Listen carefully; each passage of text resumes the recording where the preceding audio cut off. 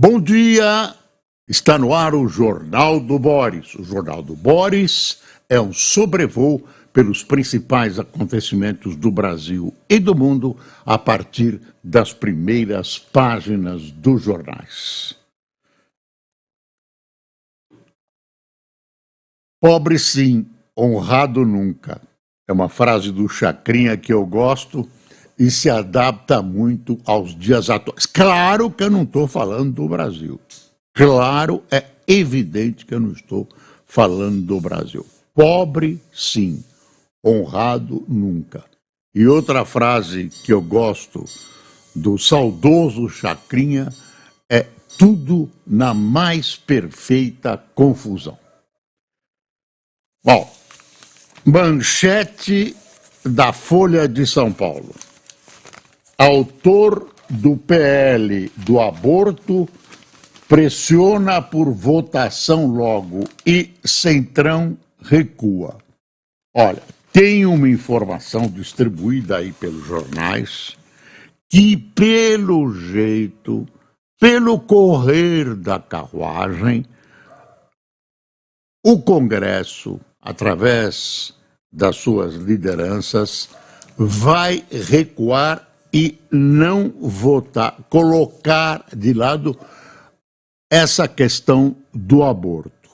Vai colocar de lado, pelo menos é a notícia que circulava ontem.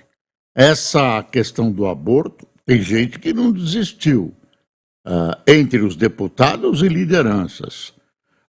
Tem gente que não desistiu e se cancelarem, adiarem essa votação, adiarem para as calendas, para nunca mais, vão tentar votar o Estatuto do Nascituro, que é outro galho para o governo. O governo fica atarantado, o PT fica atarantado quando a pauta é de costumes e força a discussão de uma pauta econômica. Agora, pelo jeito, a pauta econômica também está incomodando, e incomodando muito. Por quê? Porque não consegue resolver.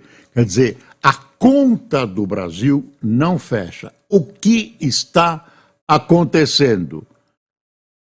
Toda essa modificação, toda essa reforma na questão tributária está sendo conduzida pelo viés, pelo lado da arrecadação.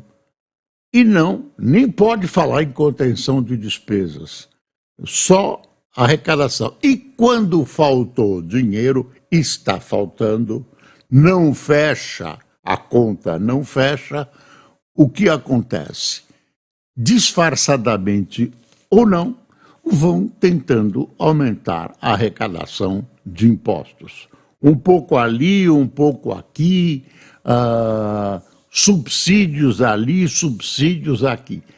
Nas principais tentativas, o governo falhou de maneira estrondosa.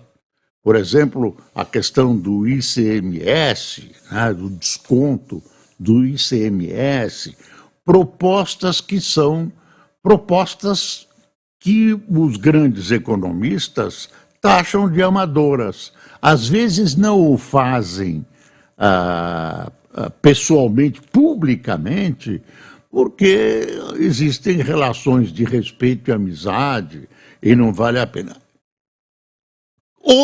Outro complicômetro.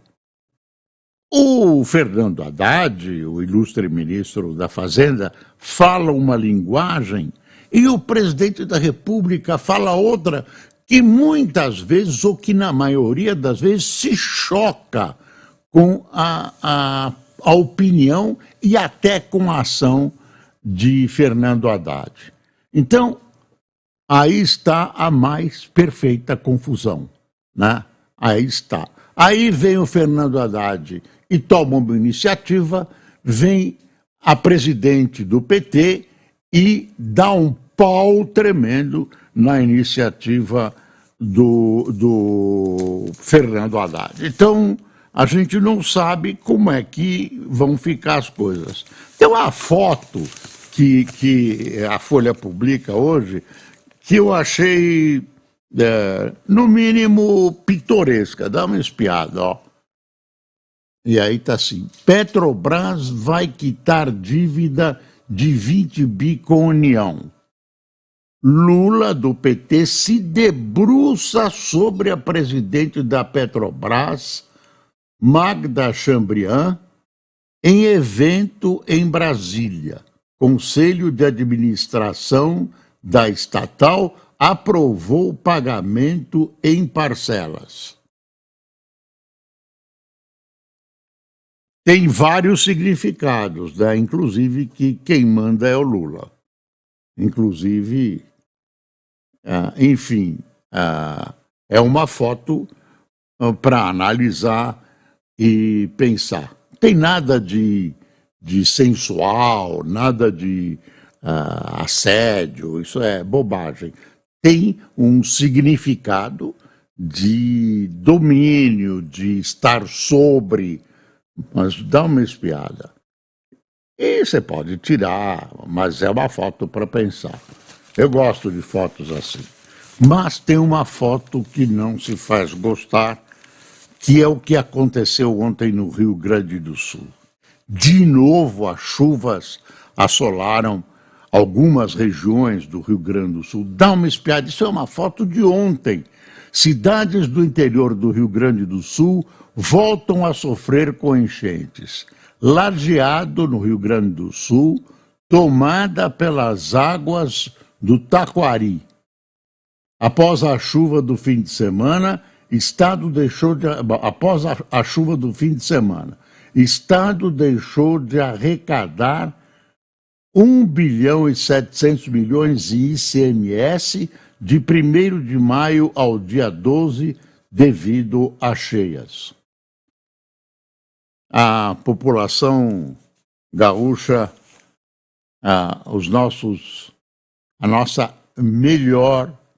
nosso melhor abraço e a nossa fraternidade pelos acontecimentos.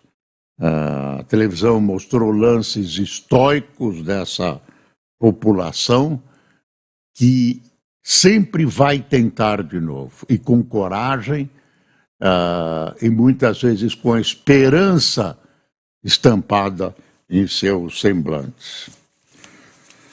Bom, tem uma coisa que foi a reunião de ontem do Lula com o Haddad e a dona Tebet, nessa história de cortes. Parece, tudo indica, pelas revelações de bastidores, que não deu em absolutamente nada. Não deu em nada. Fala-se, vamos tomar uma série de providências para cortar despesas e tal. E quando cortam de maneira errada. Tem aí as emendas parlamentares. Por que esse pessoal tão patriota não resolve ceder uma boa parte dessas emendas? Não, eles querem mais o ano que vem. Mas isso é uma vergonha. Isso é uma vergonha. Aí dizem, não, cada deputado, lá no seu galinheiro, na sua área eleitoral, o deputado cria benefício. Mas isso é a pulverização dos benefícios. Fora a não prestação de contas, em alguns casos, e fora o que acontece em termos de corrupção. Então, mas é uma brutalidade que é exercida pelo Congresso, eleito pela população. Mas é injusto. Eu diria, sem medo de errar, que essas emendas parlamentares, que a meu ver, eu sei que é difícil, deveriam terminar, são criminosas. Eu repito, são criminosas. E quem é a vítima? A população. E em toda essa história de falta de dinheiro, você olha, você tenta tirar da cá ICMS, não deu certo, puxa daqui, reduz não sei o que da educação, tira um pouco daqui, não dá certo, não dá certo. E aí, o que acontece? Vai desabar na sua cabeça e na minha. É aumento de. Já vem vindo aumento de impostos, sob as mais diversas. Você vai olhando, tem um aumento de impostos. Eu li um artigo ontem da revista Veja, do economista Alexandre Schwartzman, muito interessante. Ele pergunta: até quando? Quer ver? A linha de crédito do ministro Haddad está chegando ao fim. É o Alexandre Schwartzman que está falando. Aí eu vou ler alguns trechinhos. Não escapa a ninguém a sequência de erros cometida pelo governo nas últimas semanas. Parte disso se relaciona à piora do ambiente internacional, mas não deve ser visto como justificativa, pelo contrário. E aí ele vai. Num mundo mais complacente com a perspectiva de juros mais baixos, como prevalecia no começo do ano, a tática de ir empurrando os problemas com a barriga à espera da próxima eleição se tornara uma escolha tentadora, embora arriscada. Quando a maré muda, como mudou, as questões não resolvidas se tornam mais visíveis, assim como a ausência de um plano de voo para lidar com elas. Viu? É isso, é isso. A Veja, em seus colaboradores, que são de altíssimo nível, e você não pode dizer que é petista, que é antipetista, que é gente com visão técnica. Tem o cientista e professor do INSPER, o Fernando Schiller, de quem eu sou admirador pelo seu texto e pelo seu pensamento, que coloca também uma questão que fotografa o momento do Brasil. Quer ver? O governo anda trabalhando furiosamente para aumentar impostos, disse o empresário Rubens Ometo. Houve repercussão, o que não deixa de ser curioso. Qualquer um que preste atenção ao país nos últimos meses sabe perfeitamente disso. Em uma semana, o governo tenta derrubar a desoneração da folha, termina cedendo. Depois tenta arrumar dinheiro mudando a regra de compensação do PIS/COFINS. Sem sucesso. Mais do que isso, o que impressiona é a agenda, a taxação das blusinhas, a estranhíssima compra do arroz, a volta dos programas de incentivos setoriais e a obsessão em aumentar impostos. Está bem fotografado com Alexandre Schwartzman, né, e com o Fernando Schiller. Essas duas opiniões fotografam bem o quadro e dão a ideia do que está acontecendo. O resto é cortina de fumaça. O resto é cortina de fumaça. Se precisar, a gente volta ao tema. Aí tem o Merval Pereira aqui no Globo. Qual palavra vale no governo? A de Haddad ou de Gleisi? Olha aí. Política de Odebrecht a Cabral, decisões de Toffoli no STF favorecem 115 alvos da Lava Jato em um ano. Olha.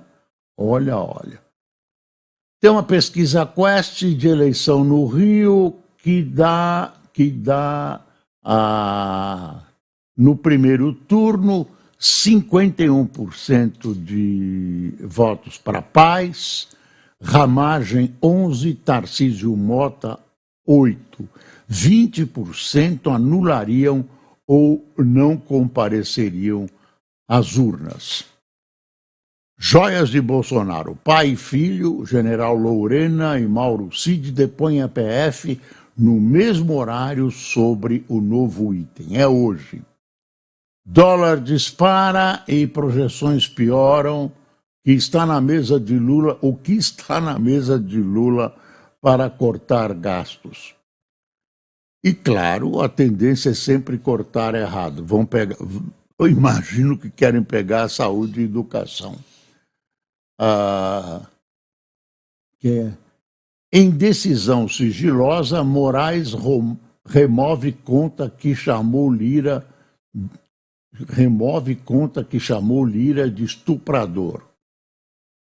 Fachin se declara suspeito para relatar disputa pela Eldorado no STF. STF, o importante, decide se torna os irmãos Brazão e delegado réus no caso Marielle. Veja os papéis dos denunciados. Eles estão fazendo todo esforço, claro, bom, é evidente, para sair da linha de tiro, mas aí é difícil, viu? As provas são muito pesadas contra essa gente. Falando em crime, mataram num presídio paulista. Qual foi o presídio, Cássio, você que viu? Mataram 2 dos acusados de terem participado da tentativa do projeto, né, do plano para matar Sérgio Moro. Não se sabe, não se conhece a lista toda. Dizem que foi uma artimanha do crime organizado. Eles têm algum problema com o crime organizado e eles acabaram sendo... Aonde foi? Em Presidente Venceslau, que é um presídio de segurança máxima em São Paulo. Dizem que eles infringiram alguma regra do PCC e o PCC mandou eliminá-los. 3 detentos se apresentaram como executores, ninguém sabe quem é o executor, porque essa gente obedece cegamente à hierarquia, se não se estrepa, né, do crime organizado e por aí adiante. Vocês sabiam que o estado de São Paulo é o único que tem uma só facção de crime organizado? Na Bahia tem várias, no Rio tem várias, aqui não, aqui São Paulo é um exemplo. Desculpe a risada, mas tem uma só. Está aqui no Estadão. Olha aí os cortes. Haddad e Tebet discutem cortes com Lula. Retenção de verba e PEC estão na lista. Contingenciamento e revisão de benefícios seriam imediatos. No longo prazo, o PEC daria liberdade para remanejamento de verbas. Longo prazo. 15 mil ienes. Longo prazo. Só promessa. Aí saem com a promessa e tudo. Os ministros Simone Tebet e Fernando Haddad fizeram um balanço da reunião com o presidente em Brasília. Estamos espiados nas mãos nervosas de ambos, né? Simone Tebet e Fernando Haddad. Haddad está isolado, né? Lula, PT e eleições são obstáculo para plano. O presidente tem resistido à desvinculação de benefícios do salário mínimo e à mudança nos pisos da saúde e educação. Parte do Congresso também rejeita alterações.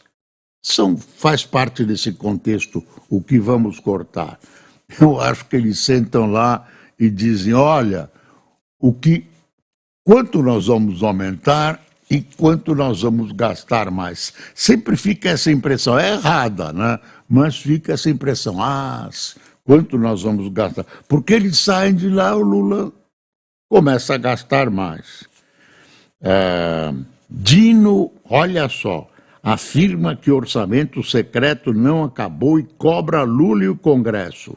Ministro marcou audiência de conciliação para agosto para tratar do cumprimento integral da decisão do STF. Não estão cumprindo. Aí, perto da eleição, vão fazer tudo para não cumprir. Isso é uma vergonha, é nosso dinheiro. Tem o Rio Grande do Sul que precisa de dinheiro, tem um monte de coisas aí, né, que estão a descoberto, e esse pessoal gastando em emendas parlamentares. Agora perde a eleição, então. Queimadas. Manchetinha aqui do Estadão. Em 4 décadas, quase um quarto do território brasileiro teve queimadas. Corumbá, no Pantanal. São Félix do Xingu, na Amazônia. E Formosa do Rio Preto, no Cerrado, foram os pontos mais atingidos. Eu só quero lembrar que no governo anterior, no final do governo anterior, houve até menos, não, tanto faz, houve fogo, né, em vários biomas e o presidente Bolsonaro foi responsabilizado, né, com esforços do PT. Só faltava dizer que o Bolsonaro que tinha colocado fogo. Se você pensa que nós estamos elogiando o Bolsonaro, dá uma espiada no editorial do Estadão de hoje sobre ele. A Marcha dos Indecentes. Oxalá, resolução que pune uma ralé que não respeita a democracia, moralize a Câmara, mas se o indecoroso Bolsonaro não foi punido quando deveria, nada indica que os seus aprendizes o serão. E aí termina. O histórico de leniência da Câmara com os abusos de seus membros também não inspira esperança. Basta lembrar que os que hoje ofendem e agridem adversários nada mais fazem do que emular Jair Bolsonaro. O pior o quê? Vândalo político que este país conheceu desde a redemocratização. Durante quase 30 anos, Bolsonaro não foi punido com a cassação por seus reiterados atentados contra o decoro parlamentar e o regime democrático. Deu no que deu. Estão tentando criar essa história.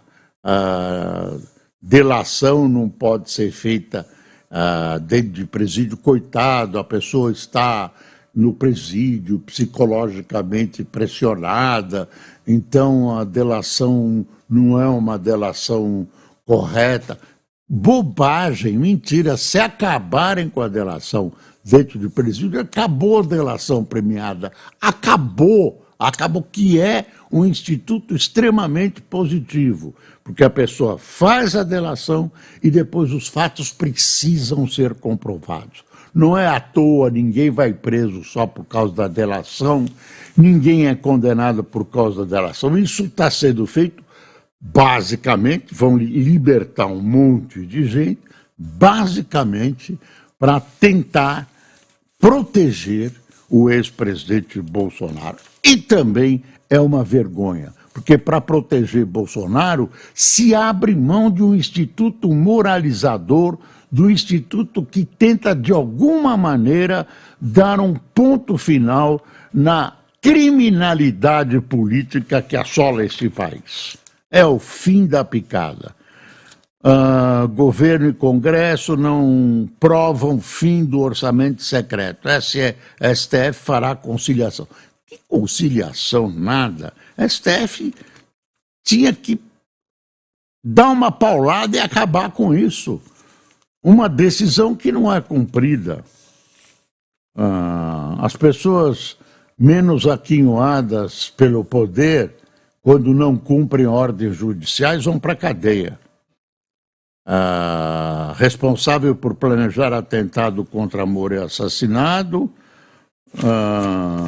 Ministério Público pede anulação de multa contra Boulos. Um monte de coisa. Vou entrar na área internacional aqui. Tem um monte de coisas de economia. Dólar sobe 0,74 amanhã. Hoje começa a reunião do Copom e amanhã deveremos ter uma decisão sobre juros e a visão é que os juros deverão permanecer estáveis dessa vez. O Putin, hoje e amanhã, visita a Coreia do Norte. Ele já teve problemas lá atrás com a Coreia do Norte, também sustentar essa ditadura, nem o Putin aguenta. Mas agora o Putin precisa de armas, a Coreia fabrica armas e munições, eles vão lá conversar, claro, sobre outras questões que envolvem, olha, Putin e aquele Kim, aquele gordinho, nada contra os gordos, até eu estou incluído, mas é o seguinte, aquele gordinho é uma figura caricata, tem algo em comum, eles se merecem, dois ditadores da pior espécie, Netanyahu desfaz gabinete de guerra e concentra decisões em seu governo. Ontem, um jornal de Israel publicava a seguinte versão, de que ele desmontou o gabinete de guerra, porque com a saída do Gantz, que era adversário dele, e participava do gabinete, saiu atirando, os religiosos extremistas que querem que Israel permaneça na faixa de Gaza, esse pessoal começou a pressionar por ocupar o lugar do Gantz e do outro político que saiu junto com o Gantz, aliado do Gantz, cujo nome me foge agora. Aí, para evitar essa pressão, né, e também manter esses aliados, que são esses extremistas, ele desmontou, né, ele acabou com o gabinete de guerra, mas continua um grupo formado pelo Ministério que vai administrar a guerra. Pausa diária em vigor em Gaza, mas deixa locais importantes de fora. Calor mata 14 durante peregrinação sagrada a Meca. Câmara ensaia recuo em projeto do aborto. O AB já admite ir ao Supremo, porque considera inconstitucional. Isso está espalhado pela imprensa toda, pelos jornais todos. Tem aqui o Cruzeiro, o Atlético Mineiro, que perdeu em casa para o Palmeiras de 4-0. Olha aqui, o valor. Propostas para revisão de gastos podem incluir retomada da DRU. Você vê, estão procurando tudo, até a DRU. Linha prioritária de trabalho do governo federal é a modernização das vinculações. Modernização. Eu gosto como a esquerda brasileira muda os termos, né?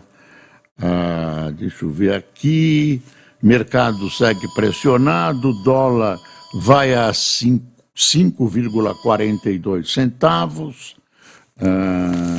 Que mais tem aqui? Tem hoje está, enfim, entrevistas boas hoje.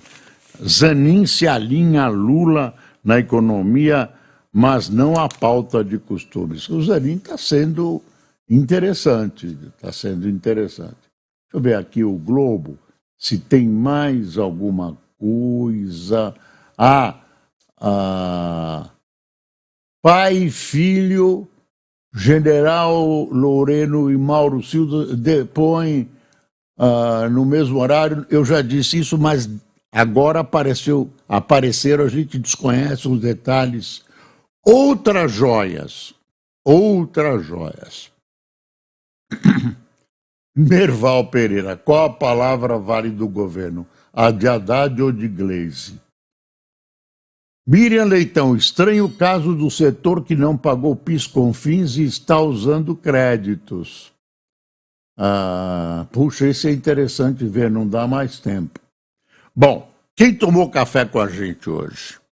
Rita Lúcia, Raulinson Rocha, Rose Fecchio, Carles Lustosa, Inaldo Barreto, Wagner Alves, Heber Tarantes, Ronaldo Carlos, Márcia Katsui, Lídia Machado, Elenir Stefaisky, Rodvaldo Chaves, Arilto Bento, José Prado, Ayrton Frederico, Pastor Simonides Silva, que está em Tóquio, em Toyama-ken, no Tóquio não, está trabalhando no Japão, Pastor Simonides Silva, Antônio Lima, que nos assiste em Atlanta, Estados Unidos, Alain Barbosa de Limeira e Jalberte Rodrigues de Maracanaú, no Ceará. Não, no Ceará não tem disso não. Pessoal, muito obrigado por sua audiência, até amanhã, vamos ver amanhã juros novos e é preciso passar o Brasil a limpo, não esqueça. Bom dia.